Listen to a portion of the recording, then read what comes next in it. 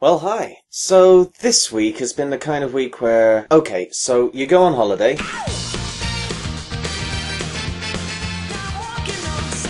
And before you know it, it's over.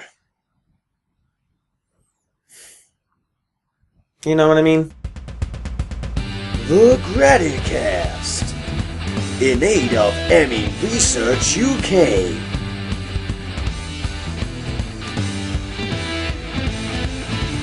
Episode 5, The Big Come Down. You see, I've had a rollicking time these last few months. I had a manic run of storytelling performances for World Book Day, 3 research and development projects, I had a storytelling trip to Milan, there was the annual gathering of the Society for Storytelling, I was in an Amdram production of Guys and Dolls alongside a huge cast of friends, old and new, there was the smaller but equally friendly cast for Godspell, which has just finished, and there was of course the storytelling trip to Turkey that I've just got back from. And now, well, it's all over.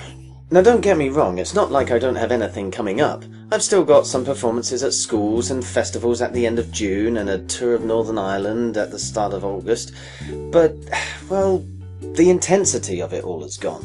Instead of waking up with that Christmas Eve buzz, I'm waking up at 6 AM on the 15th of February, staring at an empty mantelpiece, hungover and full of leftover carbs. In Amdram circles, this is known as the post-show blues, but it may be better described as the post-show indigo void, through which you drift, listless, hungover and full of leftover carbs.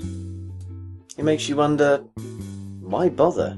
I mean, okay, sure, holidays and musical theatre and celebrating birthdays breaks up the dullness of daily life, but it also goes to highlight the dullness of daily life. And the bigger your enjoyment, the bigger your come down when it's all over. I mean, it's not an original thought to talk about the circle of strife. Simba, you must spend some time in the land painted with the darker shades and the elephant bones, so you may more truly appreciate the land painted with the lighter shades, where all the unattractive carcasses are presumably quickly gobbled up by the carnivorous ants from Indiana Jones 4.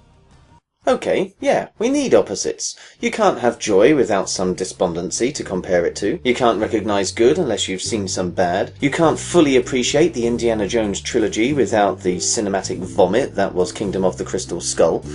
We can't have fun and frolics all the time. That would be boring, wouldn't it? But then again, a great and wise friend of mine called Ben Raven once made what I thought was a very good point.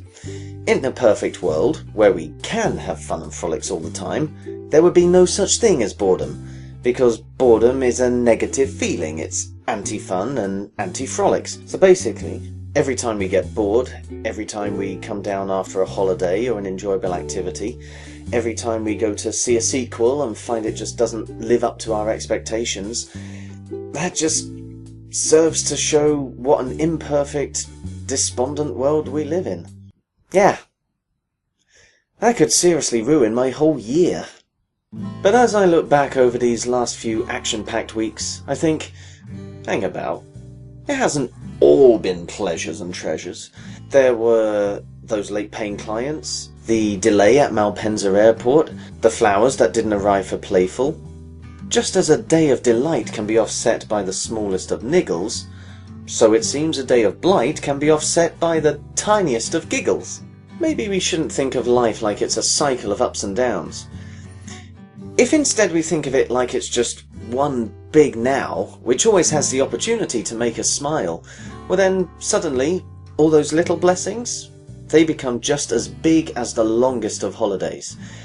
And that way we can appreciate the absence of happiness in order to enjoy the happiness, but will never be depressed by its absence, because the potential for happiness is always there. And so once again, I'm reminded to have a go at counting my blessings, like this absolutely delicious amaretto hot chocolate from Whittard's, which was given to me as a gift by one of my friends on Godspell. There are also the plans a bunch of us work-from-home types made to set up a regular work club, which will take some of the loneliness out of our career choices. There's also the convenience of ready meals for when I've been on a tight schedule, awesome TV shows like Game of Thrones, which always leave me with something to look forward to, and yet another invitation to a significant birthday party, this time from probably the smiliest friend I have. And of course, it's Father's Day, so I'm very thankful for my father. After all, without him, I wouldn't even be here. I wouldn't change him for any other father in the world. So, Thank you, Daddy. Nice. and over on Facebook, we've had a few shout-outs of thanks from you guys too. We've got Emma Sutcliffe, who looks really grateful for the latest reading from her scales. It's provided her with some motivation to keep her fitness plan going. Lucy Mitchell has been thankful for the nice weather we've been having here in the UK. I think you've summed up a gratitude for a lot of us there, Lucy. David Morris posted his thanks just for the pleasure of waking up in the morning and having another chance to discover a new day. And Michelle Crisp was thankful for an urgent meeting, apparently all about fabrics, patterns, zips, spangles, thread and sewing. Well, whatever the reason, it seems to have helped Michelle to realise her passion for textiles, so she's going to do more of it. Good on you, Michelle, and good luck.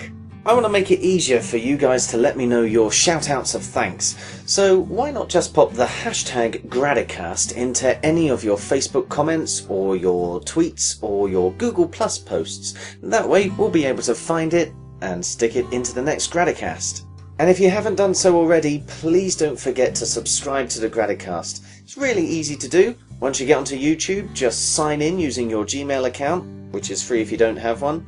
Search for the Graticast and click that red subscribe button, which is also free. If you have subscribed, please do encourage your friends to do the same, because the more of you who do, the greater the chance we'll be able to raise some money from advertising revenue and sponsorship to find a cure for that dreadful disease of ME. Now, a lot of us are also thankful that it's World Cup season, and well, we should be, because it's a time when the whole world can come together and enjoy sharing a common passion. So our Gratitune for this week is the non-official but phenomenally uplifting theme for the World Cup, written by Marcello Cervoni.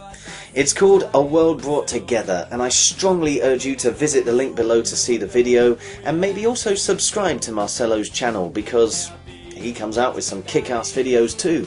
And finally, of course, thank you for watching. Before you go though, one last thing. If life ever gets you down, maybe it's better to stay down, because after all, methane rises. Stay thankful, and in honour of my Turkish friends this week, güle güle, for nule nule.